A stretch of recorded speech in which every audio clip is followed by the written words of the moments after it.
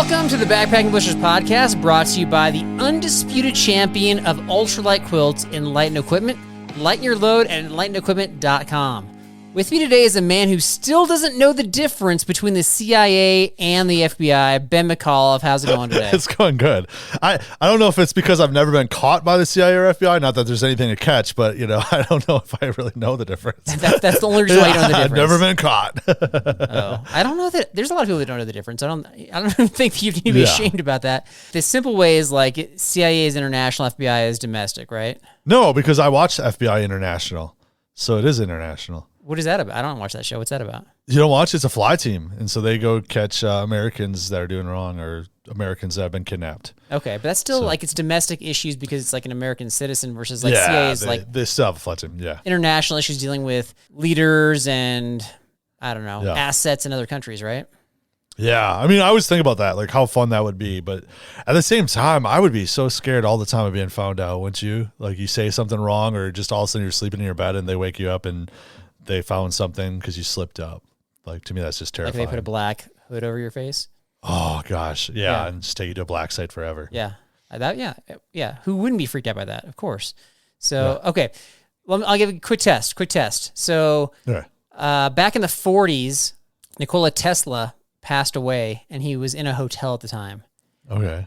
Either the CIA or the FBI came into his room and confiscated all of his documents. And some people think there's all sorts of weird stuff or things that he had developed in there, including time travel, by the way. Yeah. So which organization do you think it was? Probably the KGB, Russia. Between the CIA and FBI, you think it's KGB? Yeah.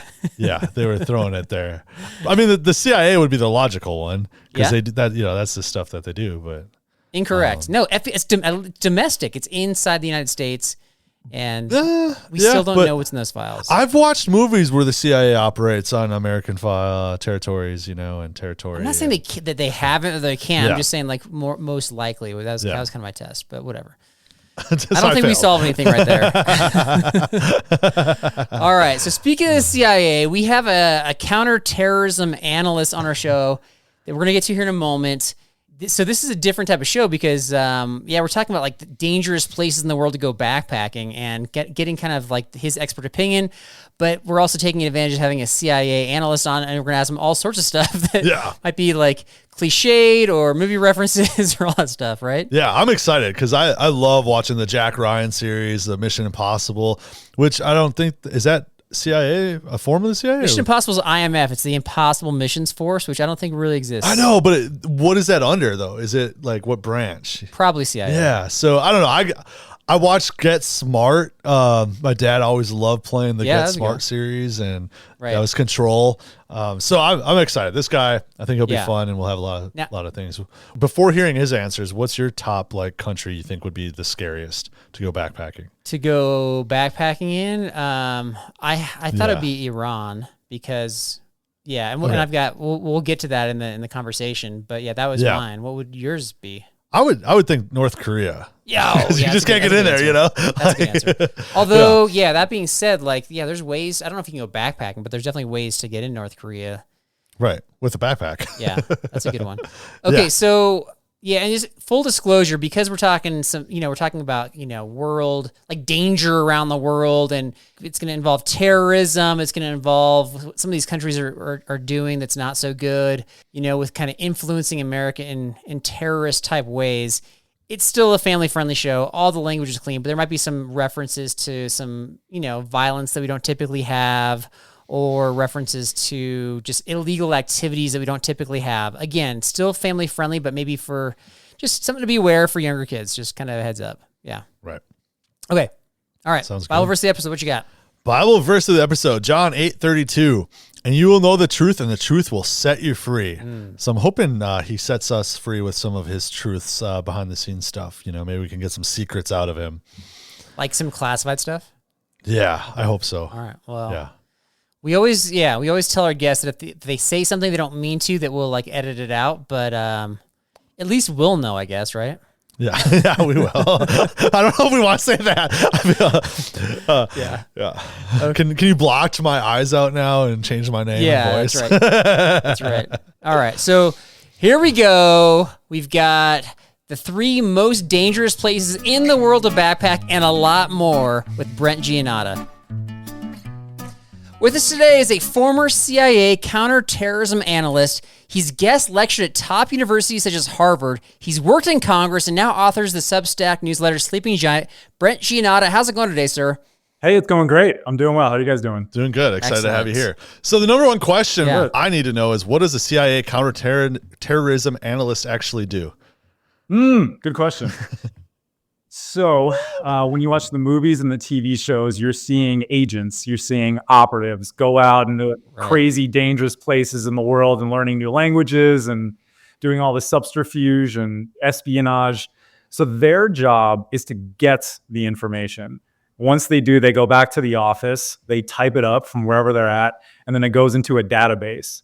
Now, as an analyst, my team and I, we dive into those databases. They're actually search engines. So we can search whatever we want, and we try to find threats and make sense of them.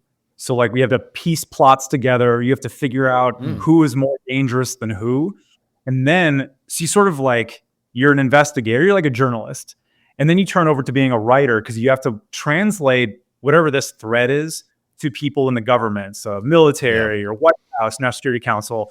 And they're supposedly, you have to assume that they're not experts on what you're talking about. So you got to break it down, right? So get it down to their level, like give them a high level of what's going on, and then get granular, but do it in like a very concise way, like as few words as possible. They're really busy. They don't want to read too much. And so, it's like kind of being like an academic and a journalist at the same time. Yeah.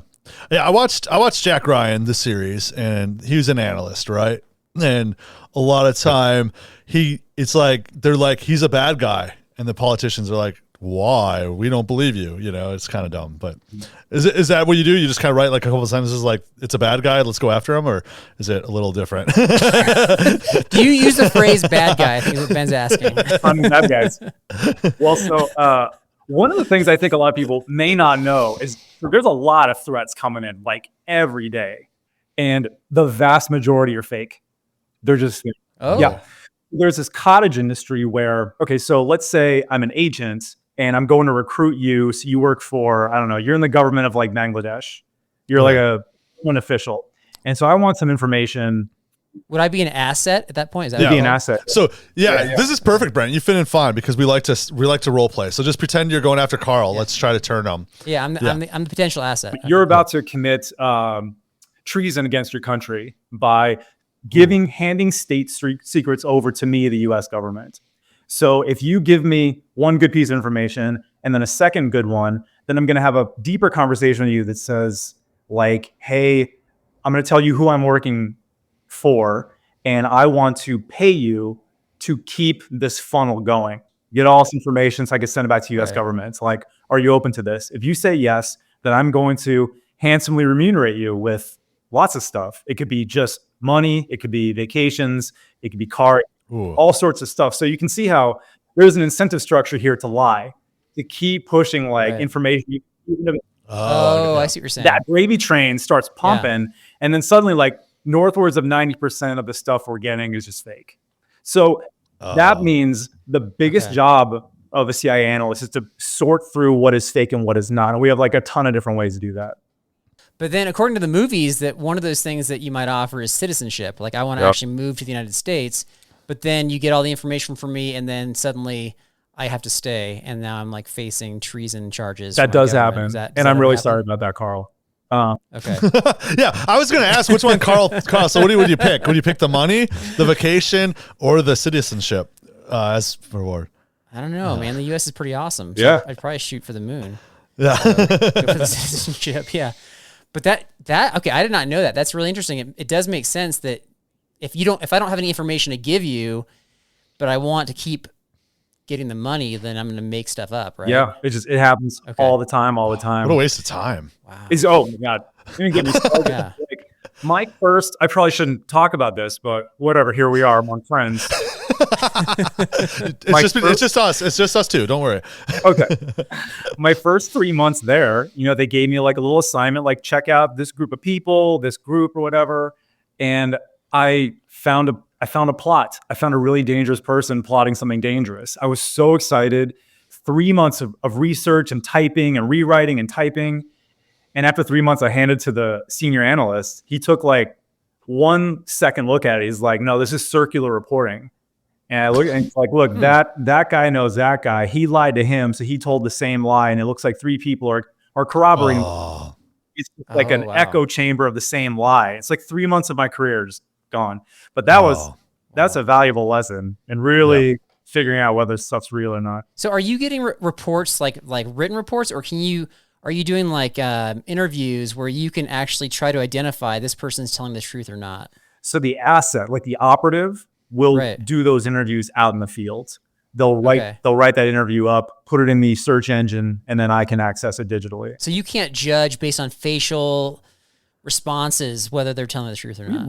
I rarely remember seeing a video interview of like a really because like remember I was working on ISIS in Syria and Iraq. So those people were like most of those guys are like 20 years old, 23 years old. They're growing up in Paris or Belgium or the Netherlands until one day they just disappeared. Their families don't know where they are.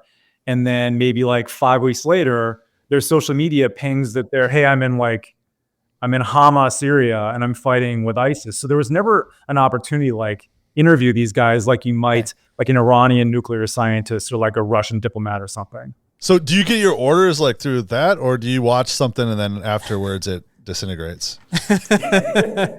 It'll explode in my hand once I'm done. Yeah. So the CIA was like the analytic core. I can only speak to that because that's where I worked. It was like an intensely, like deeply gratifying place to work because we had just like so much autonomy. So if you watch movies, especially from the 80s, like you're going to see a bunch of analysts typing in a row. And behind that is like a dude with his arms crossed, like pacing and yelling out orders. That's like pretty much the opposite of how it works. My manager, he or she like doesn't give me almost any orders. Like I am given all the resources of the United States government and let loose with like a bullpen of 60 other analysts who, you know, we studied security studies, we have law degrees, we have PhDs, just go and just find and then figure it out. And it's like, turns out to be a really efficient way to do national security. Well, along the lines of the question that Ben asked, I've got kind of a series of, I guess, like CIA type questions. You might call them some cliches or things that are associated with the CIA. And you already kind of revealed like where your expertise is, but I would imagine that in your level of expertise, there's different threads or avenues you can go down with, you know, with trying to gather information. So I guess I got some quick hitter questions for you. Here we go. Did you work on mind control experiments with the MK Ultra program? I can't confirm nor deny. No. That was the later question I had for you. Okay. Is the security for the CIA knock list anything like the room depicted in Mission Impossible 1? I forget that movie. It came out in the 90s, right? Yeah, it's old, but it's like, actually it was referenced though in the latest Mission Impossible, and it's just this like mainframe computer where there's like lasers all over the place, and they have like temperature differentials in the room and like pressure stuff. So you have to like hang from the ceiling to kind of like, and put a floppy disk in. Yeah, so based on how often my computer would malfunction and how I need like a team of tech dudes like just shaking their head, be like, I've never seen this before. And I'm just sitting back like, I'm guessing that level of technology does exist, but I could be wrong. Who knows? Okay. That's hilarious. Did the CIA successfully establish a remote viewing project? What does that mean? That sounds like a no on that one. Remote viewing is like, I'm in this room and I have some sort of like capabilities or powers to view something that's happening far away. So, and then to report about it, where I don't have any technology, like I'm not using satellite or anything like that. And there's even reports that people were doing remote viewing experiments on like Mars and stuff, and watching aliens like develop stuff over there. Aliens on Mars. I mean, you never. This is the CIA, not NASA, but go ahead, This Brent. is the CIA program. I looked it up. What movie? What movie is this fun? This is just conspiracy theories in general. Okay, gotcha. I mean, we could all imagine how that would be very helpful. Yeah, to the CIA, very helpful. How it physically works, like under the laws of physics, I'm not sure about that. But again, you never know. You never know. We've done amazing. You never know. I'll take that. Yeah. Last quick hitter question. Did you or anybody you know ever work as a man in black and harass UFO witnesses? Yeah, those poor UFO witnesses. Served their country valiantly from all the probing they had to undergo. I'm going to keep their privacy sacred. Yeah. Oh my gosh. Okay. Well, thanks for enduring those questions. That's ridiculous. All right. So I got to follow up to those cliches. Like, do you get any of the special cool tools that like James Bond had or anything? He's not the operative. No, I know, but he had access. He said he was like in other countries, just shelling out money and vacations and citizenship. Shelling out. No, I never got like the shoe that like, right. the bullet. I kept asking, but they're always like, no, maybe next year. Okay. I didn't get that. Yeah, I've been to this. Maybe next I've been year. to this spy museum, in Washington D.C. So that's why I asked. Yeah. It's like they had the shoe phone and everything. And we crawled through. I made my wife, who was like 9 months pregnant, crawl through the ductwork with me, so it can be done. So getting back on track, Brent, what are the most dangerous places or countries in the world, in your professional opinion? Okay, so one is not going to be too surprising. It's called Afghanistan. So just like hearing the word Afghanistan, you just like bombs and smoke and crying and violence. Yeah. And crying. If there's crying, it's dangerous. So Afghanistan is about the size of Texas, and it's a very, very mountainous country. Yeah, good for backpacking. Yeah, great for backpacking. I'm sure it's gorgeous. I mean, so like, if you're looking at the northeastern part of Afghanistan, it's dominated by this area called the Hindu Kush. And so that's going to be like the western part of the Himalayan range, right? So it's like 500 miles of, sloping, like westernly Himalayan mountains. It gets up to like 17,000 feet over there. And Hindu Kush actually means the killer of Hindus. So I did not know that. Yeah, I looked this up. I guess back in primordial times when slave traders were like dragging ancient Hindus through this area to Turkmenistan, the climate was so inhospitable that like just thousands of them died. So it's like the killer of Hindus. So that makes sense. So it's like, it's a rugged area. Yeah. It's called the roof of the world for that reason. It's like the highest, mountain range in the world, at least connected to it. Right. So those are the reasons to go backpacking in Afghanistan. But there's a couple reasons not to. It's run by an Islamic fundamentalist organization called the Taliban, who are like generally like young Muslim dudes, like really upset with the lack of development or freedom in their country. So they decided to take it over and just kind of enact like a draconian kind of Islamic. To them, it's a paradise. If you get caught, talking with a woman who you're not related to, there's no due process. You just kind of get whacked. You just kind of get like kicked over on the ground and kicked. And these are by like the police. So like, that's no good. You get kidnapped. Like if you're an American, you're speaking English, you kind of look like maybe one of us. Ben, you might be okay. But for the rest of us, get kidnapped and then ransomed. They could like film you to kind of scare the Americans. That's something that happens kind of a lot. On top of that, there's like a major water crisis in Kabul. And like some international organizations saying like Kabul could be like the first international capital that like loses water. So that's bad. Once you run out of water, like death starts coming real fast. When you say lose water, like they're going to literally just be dry, no water in the Yes, all the water tables have just been like abused, right? They're not kept up well. They're not allowed to be replenished. It's just like mismanagement. And so now, they're paying exorbitant amounts for like the dude with the water truck going by, like people just run out of their homes. Oh. Just tackle this guy. Yeah, it's a mess. It's a disaster. Wait, does that mean, okay, thinking of like chain reaction events, does that mean if there's no water, then they're not going to be able to water their crops and maybe there's going to be less like opioids in the world? Is that as a result? That could be a positive thing, but the other stuff's bad. I'm just thinking of like some like silver lining here. You look at the silver lining. I appreciate that. Yeah, Carl, that's really important nowadays. I'm literally thinking like Carl's like the price of opiates are going to go up. The prices are going to go up. I'm like, no, the supply is down. Yeah. Demand's up. It's a real important to weigh the pros and cons. And this one, there's a whole lot of cons. And the last one is it just got hit with a couple massive earthquakes. And, there's no earthquake codes out there. There's like very little like emergency services. So like stuff can go real bad real quick out there. Okay.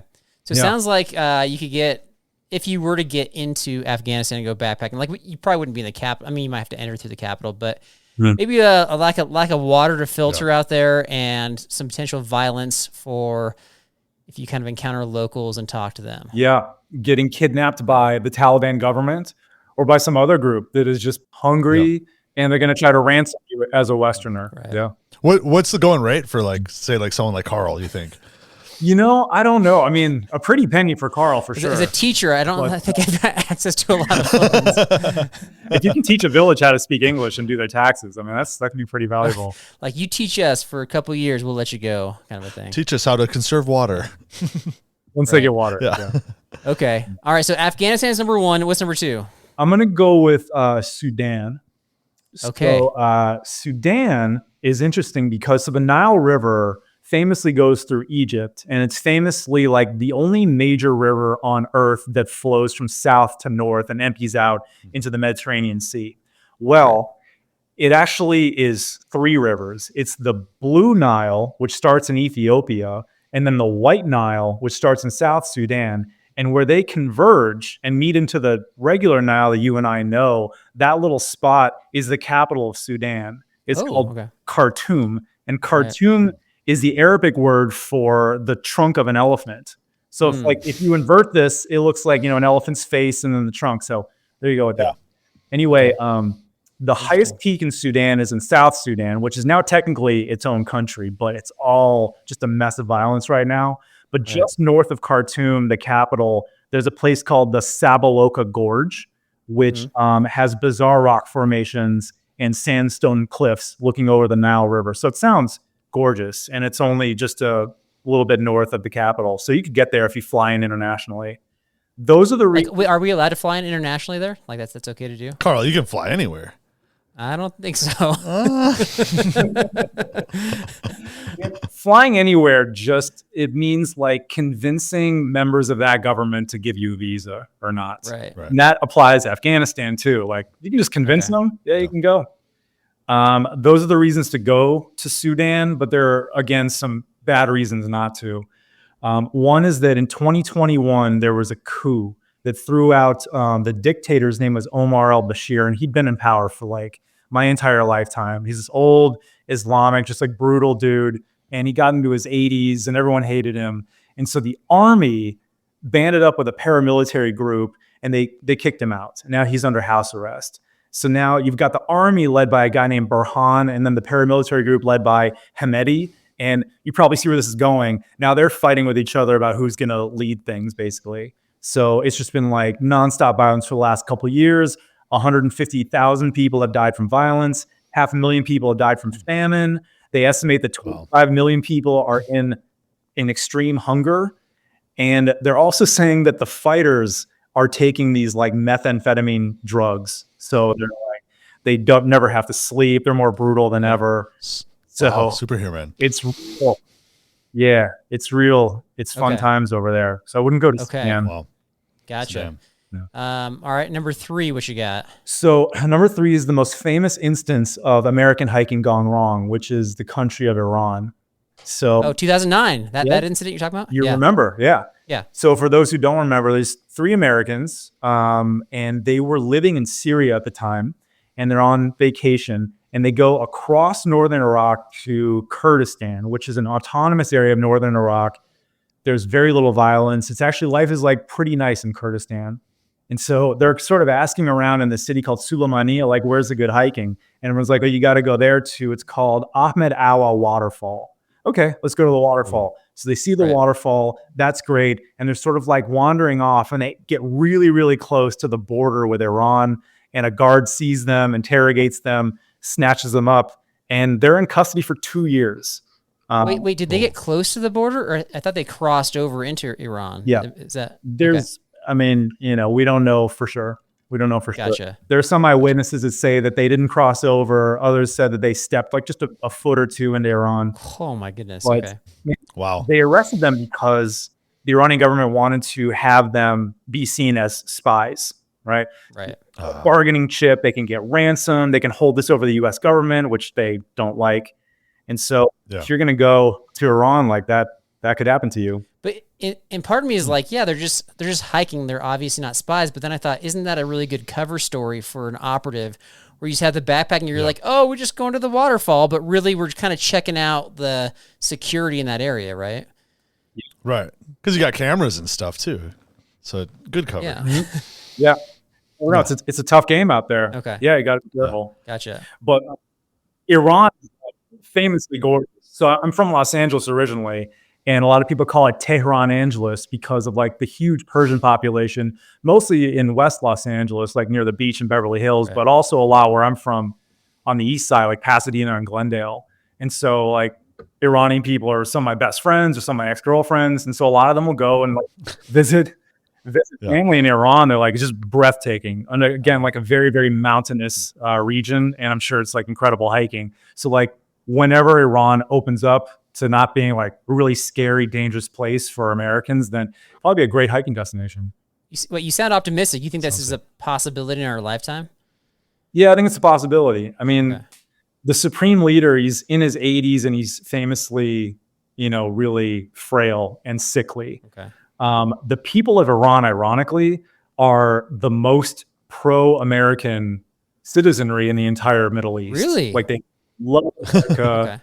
Yeah, they really do. They really do. They really vibe with us. Like there's a saying that the United States is a close ally of Saudi Arabia, but not of Iran. And the irony is like the average Saudi would feel very uncomfortable in an American city, whereas the average Persian would feel very comfortable. Persians are like very sophisticated. Their economics, their diplomacy. The Persian people are very proud of their heritage, and they have a decently well-running society, despite their bad government. Okay, so Brent, you alluded to the fact that in order to if you want to risk your life and go backpacking in the most dangerous places in the world, you have to basically fly in, but you have to be able to get a visa from the country. Or in the case of Iran, just wait until the supreme leader passes away, it sounds like, as a possibility. If somebody were to want to like break in, so to speak, to one of the countries and try to get in on one of the trails and risk their lives, how do you convince a government to do that? Without being, deemed a spy, I guess? If that was my operation, here's how I would do it. I would say that we are 3 filmmakers, and through our phones, we're going to film the natural beauty of this country and of its people, but in the wilderness. And so you're flattering these officials of the government. You're like, okay, we want some positive press out there. We're flattered that, Americans would come around and appreciate what we have to offer. Maybe this boosts up some tourism. We could skim off the top. It's just money in the bank for them. So convince them that this is going to be positive press for them. They're probably almost certainly going to send like an agent with you to keep an eye on us. But as long as you can brave that, then probably might be good. So the agent would be somebody who's keeping an eye on us, but might also protect us against like local forces. Yes. Okay. You're negotiating for you, like go into the town first, be like, hey, I've got some Westerners out here. They mean no harm. They're with us. No big deal. Yeah. So it's kind of like a strange sort of guide, I suppose. Yeah. You're probably planting some seeds of excitement and adventure in some folks out there. Would you actually, if you actually had the capacity to do that, to actually make a documentary, post it on YouTube, or whatever, would you suggest that is a relatively safe way to enter these countries to folks out there? It depends on what we mean by relatively. I don't think there's a safe way. It's like bottom line safe. Even with my brilliant idea, Gotcha. I still wouldn't do it. Just like I've seen too much. I know what happens to people who get on the wrong side of these governments, So you get the top 3 are Iran, the Sudan, or the Sudan area, and Afghanistan. I thought for sure there'd be some other ones like Syria popping up. That's interesting. Syria just recently stabilized. That's why I didn't include them. Yeah, so the civil war is like mostly over. An Al-Qaeda affiliate took over, but he seems to be somewhat moderate, at least as of now. So no widespread violence, probably okay in Syria. Better than it's been in a long time. All right, so go backpacking in Syria, folks. There you go. I don't know if I'd pass with my flip phone, though. Like, that might tip them off, Right. Like, we're filmmakers here. Okay. You've read, you know a lot about just issues with terrorism around the world or issues where like our security here at home. So I've got 3 options here. If you could pick one problem to solve that threatens America, what would it be out of these 3? A, stopping the fentanyl crisis.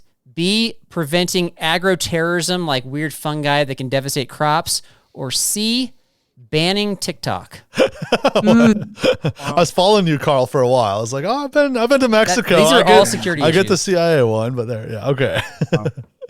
Oh, that TikTok one is so tempting. It's so tempting. Are you on TikTok? No, I'm not. Scared. Is that a CIA? Is that like a CIA thing, or you just chose not to? When I was there, we were strongly encouraged to stay away. Yeah. Okay. Yeah. Oh, it's interesting. We're not on TikTok. Our show's not, just to clarify. Okay. Yeah. Yeah, I mean, we're seeing with how Elon Musk can like twist the knobs on Grok to say one thing and another. Like, who's to say that Beijing's not doing the same thing for like the tens of millions of kids that are on there? Like, feels like that. Right. And really, all 3 of those can be sourced back to, in a lot of ways, if I'm understanding correctly, back to China, right? Like China's causing all 3 of those. Maybe not 100%, but yeah, we're at risk as a result. Yeah, China's producing most of the fentanyl, half, something like that. Wow. Yeah, and I heard that they're not even making profit on it. It's just trying to just get it into kind of enemy countries, so to speak. Really? Is that a conspiracy theory? Is that real? I heard it on a different podcast, so I'm just repeating information at this point, like unverified. But I think it was from quoting the FBI director was the one that said that. Really? Okay. Yeah. Okay. Yep. So could be. But Brent's gonna go back and like double check that fact now. He's fact checker. It's time now for our lightning round. Yeah. So you've got 1 minute to answer as many questions as you can. And these questions are they could be anything. They could be about anything we've been talking about or something completely unrelated.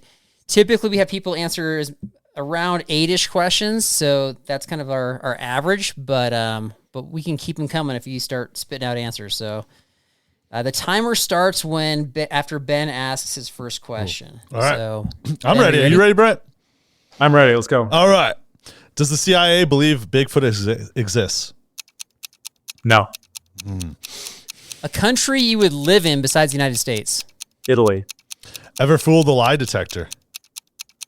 No. On a scale of 1 to 10, with 10 being very likely, how possible is it that a guy like Jason Bourne exists? 6. Oh, favorite country to spy on?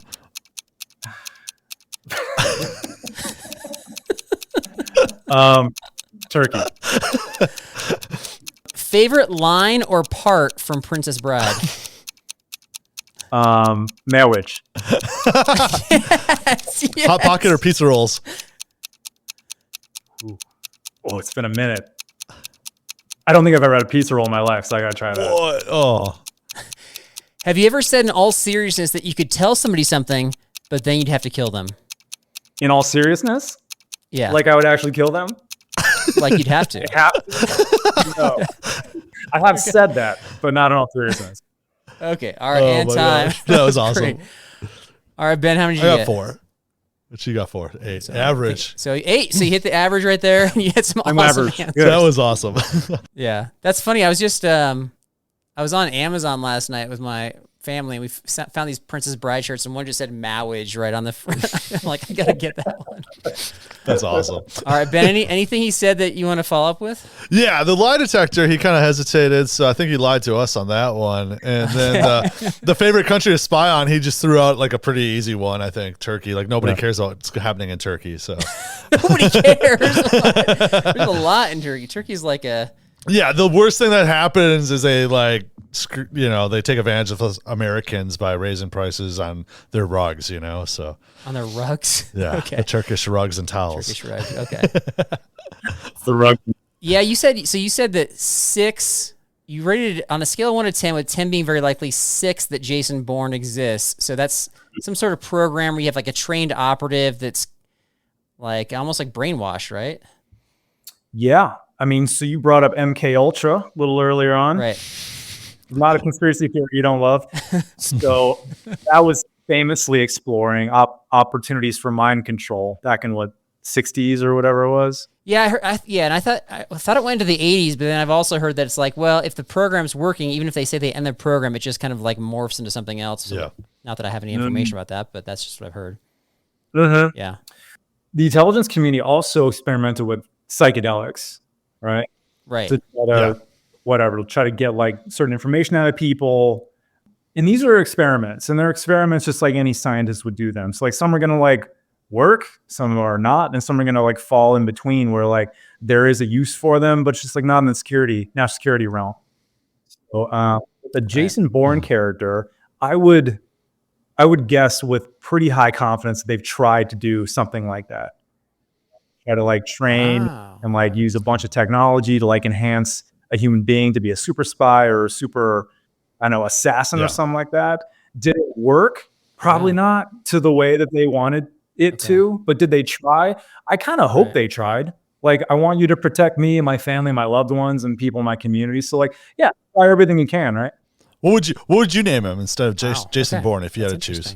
Something like Ralph, like something, not super. Not threatened by Ralph. Yeah. Hey Gary, how are you doing?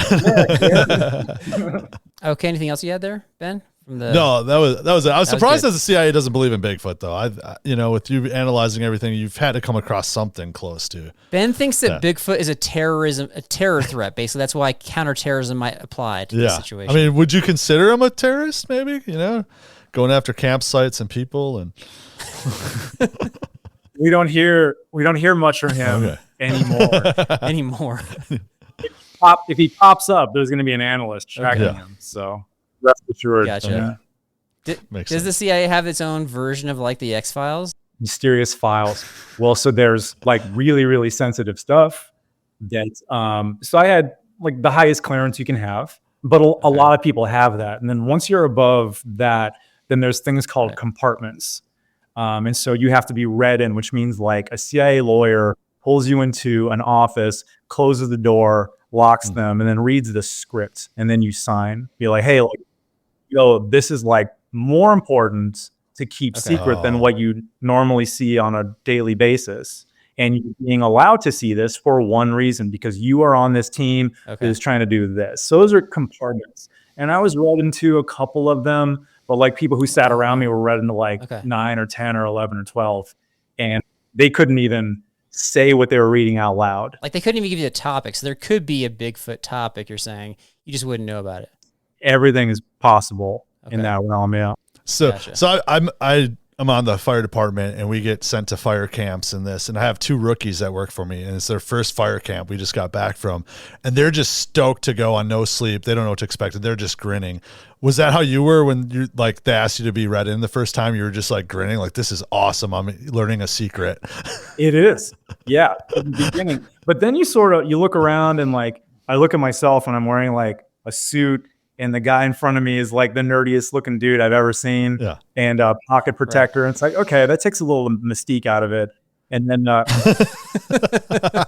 back into my office, and people are just like doing nerdy things and talking about nerdy stuff. Like it's a bunch of nerds. And so like, well, okay, that brings you back to the earth. Right. But I would find it difficult because if I was read in on something or I had access to information that I'm like, this is crazy or really interesting, but you just simply can't share with people that you know, it'd be like so frustrating. Yeah. Well, he's like, I want to tell you. So what is something that people believe about the CIA or conspiracies around it that are far from the truth? A big one is that they think the CIA spies on people and things in the United States, which is like, it's illegal. It's not a thing. We are a foreign intelligence organization, so we're not really not allowed to. You need like really like super high level clearance to do anything even remotely close to collecting on Americans. Now, that's not to say, so the FBI is the number one law enforcement agency. So if there's an intelligence threat or a plot or something in the United States, that's the FBI. They're handling that. Yeah, that wouldn't be CIA. Yeah, that wouldn't be CIA. So you're saying that if that were to happen, it would be the FBI. Yeah, and we just get blamed for everything. Anything weird happens unexplainable, it's the CIA. Well, like I never touched the United States in my entire career. So it's only abroad. Yeah. Like I think I heard on a different podcast how conspiracy theory about like how the remote control vacuum cleaners, the Roombas, like they map your rooms and map your house. It would be the FBI that would hack that information and have that information, right? Hacking your vacuum. So I worked with the FBI, and they've done some good work, but man, they're not the tech guys that are capable of doing things like that. They're former cops and former military. Not that they can't be good and smart and techie, but I see a lot of knuckle dragging over there. So I don't think they would. I don't think they'd mess with the Roombas, but you never know. Okay. How can we keep up with you? Can you tell us like how we can follow you or keep track of just the information you're putting out there? And yeah, thanks, Carl. I'm writing a Substack called Sleeping Giants, and I'm trying to put out stuff that. So a lot of writers are just like whatever the news is of the day, they're giving their hot take on it. I don't want to do that. There's enough really smart people doing that. Yeah. I want to do like more think pieces, like diving in. All my stuff is like deeply researched. At least I try to make it that way. And so it kind of takes a little longer. So I'm doing like 3 articles a month, but it's just stuff that I think is like important. Okay. Like politics is changing so fast. Like we're in a completely new world here. And ironically, the United States has like the least experience dealing with the type of government that like we're seeing the fluctuations happen right now. And seeing a lot of like really, really smart older commentators who I like love and respect. They're flailing. They don't really know how to categorize what's going on, how to respond to it. It's kind of like regurgitating old ideas that maybe would have worked 5-10 years ago, but are clearly in my eye not relevant anymore. So that's the kind of like gap I'm trying to fill with my Substack. And I just love as many subscribers as possible so I can get a book deal and then just like dump my brain into a book and then get it out there to a lot more people. So that's what I'm trying to do. So so we can link that in our show description, right? Where your Substack is. Okay. Great. Yeah. So if you were to get a book deal, like what would be the title of your book, do you think? Ooh. Oh, you haven't come up with it yet. No. Title's supposed to be the last thing you come up with. Is that right? Yeah. Oh, okay. So you start typing with one idea, and then as you type, it kind of morphs a little bit. And then at the end, you're done writing. You're like, oh, this is what it is. Now I know what title to give it. Right. Yeah. It's like an old writer's trick. Okay. All right. So like I said, we'll have that link in the show description. But Brent, man, this has been an honor and a pleasure. Thank you for everything you've done to support our country and what you continue to do. And thank you for taking the time to join our show. Sure. You've been awesome, man. Hey, thank you guys. Thanks for having me. This has been really fun. You guys are great at this, and I hope you keep it up. All right, my friend, what you think about that? I thought it was good. I do got a little pickle beef to pick with you, though. Right before we recorded, you're like, hey, you got the first question. Ask it almost right away. And I said, oh, and I kept stumbling over it. Wait, are you saying ask number one as the first question? Like, and you had a problem with that? Yeah, I did. Because I was like, I'm stumbling over it. I feel like you made me ask the first question because you couldn't do it. And I stumbled over it. I know, I did it. When I introduced him, I used the phrase CIA Counter-Terrorism Analyst. I said that phrase, and that's the exact phrase you stumbled over, right? Because I wasn't even listening to what you were doing because I was in my head doing it. I stumbled over You're practicing in your head. Yeah, okay. So I did it, I guess, a couple more times. But right. No, he was fun. I wanted to keep asking questions about the CIA and what they do and the agents and all that stuff. So yeah, he was top notch. He was one of my favorites for sure. Yeah, I could have kept talking to him as well. In fact, after we were done chatting, I told him, I was like, hey, I'm not sure, how many people are going to go to your Substack, but if it's worth your while, if you get, basically clicks or subscribers or whatever, and it's, worth it for you to come back on, we'd love to have you back on. So we'll see. So yeah, please check out his stuff if you're looking for kind of the current temperature of the world. So yeah. All right. Big takeaways. Anything you want to react to specifically that he said from any of this stuff? Well, we should talk backpacking a little bit. What do you think of his top three? I mean, he knows more than me. Let's just be honest. Yeah. Like some of the stuff he was saying when he's like describing geography, I was like in tune with him. But even then, he still was revealing details and things like about the Hindu Kush that I didn't know, like what that meant basically. And yeah, so a lot to learn there. So I guess I would trust his judgment for the top three. I want to know if those top three were on anyone's top three to go, like their number, like 1, 2, or 3 for backpacking destinations, because they're not on mine. Well, I don't know. I mean, without the water in Afghanistan, like that's a concern. I didn't actually know that. Yeah. But just in looking at pictures and things from the mountains of Afghanistan, I'm like, like I would, if it was safe, I would want to go there. Yeah. And he was describing areas that sounded beautiful to go to. So. Yeah. Iran sounded nice too. Yeah. So I don't know. Yeah. Did you have a different reaction to that? No, they weren't even on my radar of top ones other than Italy. Afghanistan wasn't on your list? No, because I watched the movie 12 Strong where they're like backpacking with Chris Hemsworth is like backpacking there. Okay. And they're trying to do stuff and it looked really scary with all the insurgents. Right. So yeah, I think for me, when I asked him about the backpacking, his top 3, I think Italy would be mine because I'm not a big Vietnamese food. So I think the Italy place would be better to go. Right. Okay. Yeah. Fair enough. What about you? What was your good takeaways? Yeah, I'm trying to think if there's anything. He was pretty honest about all the questions I was asking and like the MK Ultra program and stuff. I don't know. I know a little bit about that, but what I found the most interesting was that when I asked him about how to essentially break into the countries, I just thought he's going to give like a general answer, like, well, as long as you can maybe have some sort of advocate on the U.S. side or have somebody on the other side that kind of can vouch for you. You don't have a criminal record, things like that. But he actually had like a scenario of like, this is how you can prove to them that you're worth essentially having like a guide to take you around. And so I thought that was like a really good answer. Filmmakers. But yeah, it was just fun talking CIA stuff and just learning about kind of just how a little bit of the behind the scenes of how they do stuff, kind of reading people in. So for sure. Yeah.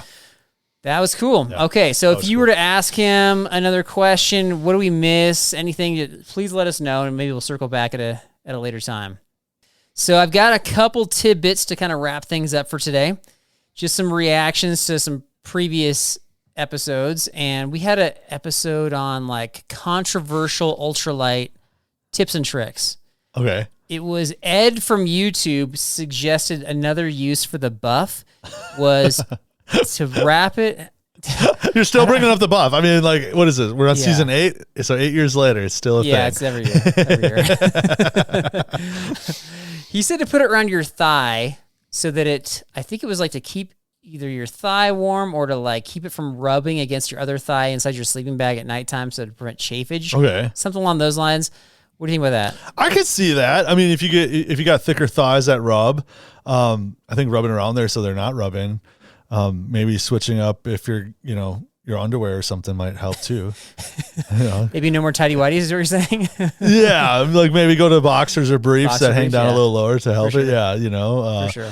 Or stop. Yeah, and people still get, just to clarify, people still get confused about my take on the buff. I'm not saying that it's not a useful tool. I'm just saying it's like not worth the money. It's like highly expensive. So anyway. Yeah.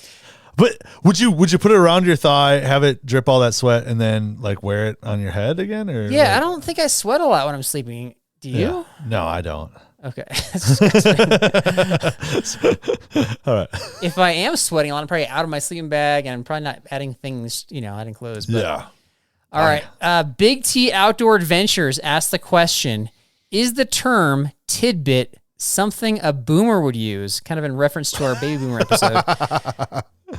I don't really know. What do you think? I don't know. I've never even thought about it. That's a little too much for my vocabulary. Yeah, I think he's saying that because we were picking on the boomers for one of those episodes. Yeah. But really, if you listen to the whole episode, we picked on like every generation. Right. And a lot of the information we picked on with the boomers was provided to us by boomers. So I don't think anybody was really bothered by that. But sure, I don't mind using some older, like old soul terminology there. Yeah. Like, what else would you call it besides tidbits or like parts and pieces of things, reactions, or like a little bit of everything? Like, what would you call it? I mean, I don't know. Like, just gossip? I don't know. Now for our gossip section. Tidbits is fun. It's mid 17th century. So just so you know, I did a quick dive on it. That's funny. All right. Well, that's all I got. You got anything else? No. Just remember, if you're not analyzing your backpacking trip, the CIA will. All right, everybody. Have a great week and God bless.